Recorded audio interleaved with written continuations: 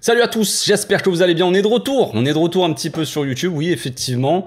Je sais pas si vous le saviez, mais l'Argentine jouait contre l'Australie, match amical, donc on va faire le petit débrief. C'est parti.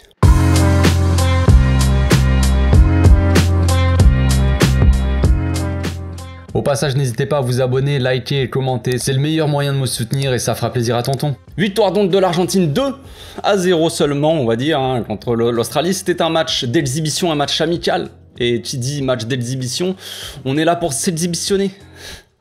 Non mais c'était une exhibition, c'était une sortie de gala on va dire pour Messi. Évidemment le match n'avait aucun enjeu, c'était un match histoire de se la kiffer. C'était un remake du 8e de finale je crois, ou du quart de finale. Je sais plus, non c'était pas le quart de finale, c'est pas possible. 8e de finale entre l'Argentine et l'Australie de Coupe du Monde. Vous vous souvenez évidemment de cette Coupe du Monde et de cette 3e étoile pour l'Argentine. Donc match tranquille hein, évidemment, on n'a pas vu un match exceptionnel. Évidemment fallait pas arriver en retard, fallait surtout pas arriver en retard parce que je crois que Messi a mis son petit but, un but assez magnifique, hein, au bout d'1 minute 19 je crois, un truc comme ça. Donc fallait vraiment pas louper le début du match, parce qu'après il s'est pas passé non plus grand chose, c'était pas fou. Donc récupération de balles assez haute de la part de Denzo, je crois bien, qui donc fait un petit peu un pressing, qui presse un peu le gars. Il récupère la balle, il sert Messi dans les meilleures conditions, on va dire. Vas-y frérot, je te sers. Fais-nous plaisir, régale-nous. Donc crochet de Messi qui met dans le vent un Australien qui tombe, genre frère, t'es Boateng version australien. Et puis lucarne, tout simplement, un petit tir enroulé en lucarne, tout simplement, et on n'en parle plus. Donc c'était magnifique, magnifique action, enfin magnifique but surtout de la part de Messi. Puis après plus grand chose évidemment, on s'est dit bon ça démarre assez fort, vas-y let's go on y va, tu vois. Et puis après ça s'est un peu calmé, mine de rien c'était comme je l'ai dit un match amical, donc on fallait pas s'attendre non plus à un match phénoménal, voilà. Mais moi ça me va totalement parce que c'est comme vous le savez, j'ai fait une petite pause YouTube là, en fait je suis en train de préparer une vidéo, ça n'a rien à voir avec le match je sais, mais je suis en train de préparer une vidéo sur Guardiola là, spéciale vidéo, une vidéo tellement monstrueuse en fait, et c'est une vidéo probablement la vidéo la plus travaillée que je vais sortir sur la chaîne, et la vidéo est tellement importante qu'en fait je vais devoir la diviser en 4, sinon ça sera trop long, tu vois. Donc en gros voilà, il me fallait un petit match amical comme ça, un petit match un peu bidon pour reprendre mon activité, mes vidéos sur YouTube, histoire de se la kiffer mais de revenir tranquillement, tu vois. Donc le match était plutôt plaisant on va dire, l'Australie quand même qui n'était pas forcément dangereuse, mais quand même qui a tenté deux trois choses. On le sait, l'Australie, on se rappelle de la Coupe du Monde pour ceux qui ont vu un peu les matchs, de l'Australie contre la France, contre le Danemark, contre l'Argentine, c'est surtout une équipe qui va essayer de jouer long. Coupe du Monde, leur spécial c'était quand même de balancer devant, hein, depuis la défense carrément jusqu'à l'attaque, et puis d'espérer quelque chose, ou alors surtout sur des centres. Et là c'est ce qu'on a vu, ils sont assez dangereux les Australiens sur des centres, hein, mine de rien, parce que franchement à chaque fois qu'il y a un centre, attention, il y a eu des petits dangers.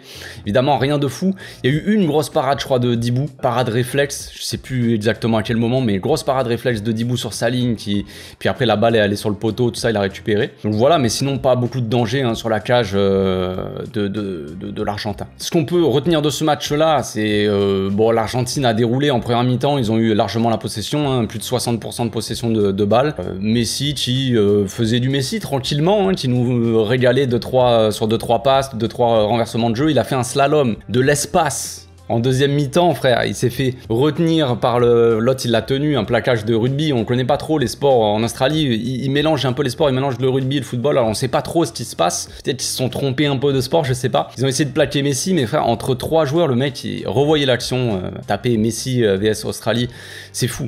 C'est fou. Franchement, il te fait un slalom entre 3 joueurs qui le retiennent, qui est à moitié des fautes, il a un peu des contres favorables, on connaît un peu les contres favorables de Messi, là, la balle elle reste collée, elle revient à lui tout le temps, elle est aimantée, c'est comme ça. Il te fait décrocher à droite, à gauche, on sait pas où il va, c'est incroyable. Le mec a 35-36 ans, je sais même plus, il a 98 ans, frère, il te fait encore des slaloms comme ça, contre des bûcherons en plus, contre des bûcherons qui essaient de lui faire les fautes. Donc on peut se régaler encore sur 2-3 actions évidemment.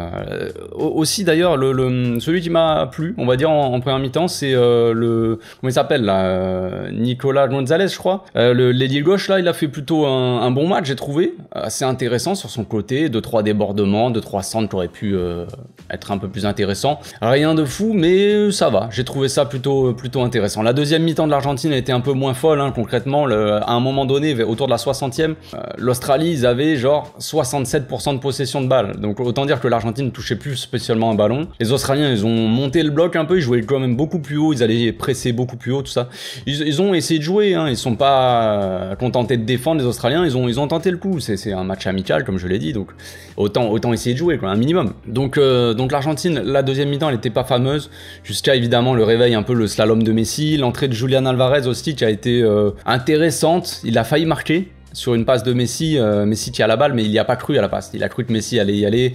Il fait son petit crochet. Messi, il va il aurait pu frapper. En vrai, je pense qu'il a vu que c'était Julian Alvarez. Il a dit c'est bon, vas-y, je lui donne la balle. Et Julian Alvarez, il était pas prêt à recevoir le ballon. Il fait un petit crochet quand même. Il se met sur son pied gauche. Il tire à ça du poteau. Enfin, vraiment, il la place bien. Mais le goal fait un arrêt monumental et il sort le ballon. C'est dommage. C'est dommage. Et puis 2-0 quand même sur une combinaison sur corner. Messi, je crois qu'il combine avec Rodrigo de Paul, il fait une petite passe, bref, Rodrigo de Paul qui se centre parfaitement, Petzela qui était rentré en deuxième mi-temps parce que Otamendi il avait pris des coups quand même, c'était un match assez, il y avait beaucoup d'engagement, Acuna aussi qui s'est chauffé, il y avait beaucoup d'engagement. Rodrigo de Paul qui fait un centre parfait pour Petzela qui met son but de la tête, 2-0, voilà, le match est plié, sans plus. On retiendra qu'on peut prendre encore beaucoup de plaisir évidemment en regardant Messi jouer, mais ça ce n'est pas une surprise. Ce qu'on retiendra aussi c'est l'entrée probablement, je sais pas si on la retiendra, mais moi je la retiendrai pour son entrée peut-être la plus catastrophique de l'histoire du football. C'est Garnacho évidemment. Alors Garnacho, moi j'ai pas l'habitude de le voir jouer, je sais que beaucoup de fans de United nous vendent le mec comme un crack. Soi-disant il est meilleur que Gavi, que Pedri, que tu sais c'est un peu la comparaison, le Garnacho qui fait la célébration de Pedri pour se moquer et tout ça. Puis il fait une rentrée, frère, t'as Messi qui te fait un slalom de l'espace, qui dribble tout le monde, il passe la balle à Garnacho, il te fait des passements de jambes, on dirait Gattuso le type. Qu'est-ce que c'est de ce type? Il est censé être bon. Garnacho, moi je connais pas, je vous avoue, je l'ai vu jouer évidemment contre le Barça, il avait fait en plus je crois une bonne rentrée. C'est dur, hein. C'est dur pour Garnacho quand même de faire une rentrée comme ça aussi cataclysmique en termes de qualité technique. Il a passé aucun joueur, il arrivait pas à dribbler. Dès qu'il essayait des dépassements de jambes, il perdait le ballon tout seul. Donc il nous montre un bel exemple, j'ai envie de dire, de ce qu'il ne faut pas faire en tout cas. Voilà, c'est tout pour ce petit débrief, c'était histoire de revenir tranquillement. On se retrouve ce soir les gars, match un peu plus important quand même, Espagne-Italie, Ligue des Nations, c'est pour un trophée on va dire. Donc demi-finale de Ligue des Nations, Espagne-Italie, j'ai hâte de voir ça. J'ai hâte de voir ce qui va se passer, même si évidemment le nouveau sélectionneur de l'Espagne, Luis de la Pampa, ne me fait pas rêver hein, concrètement, évidemment. Mais j'ai hâte de voir ce petit match quand même. Donc on se retrouve ce soir pour le débrief. D'ici là, portez-vous bien, passez une agréable après-midi.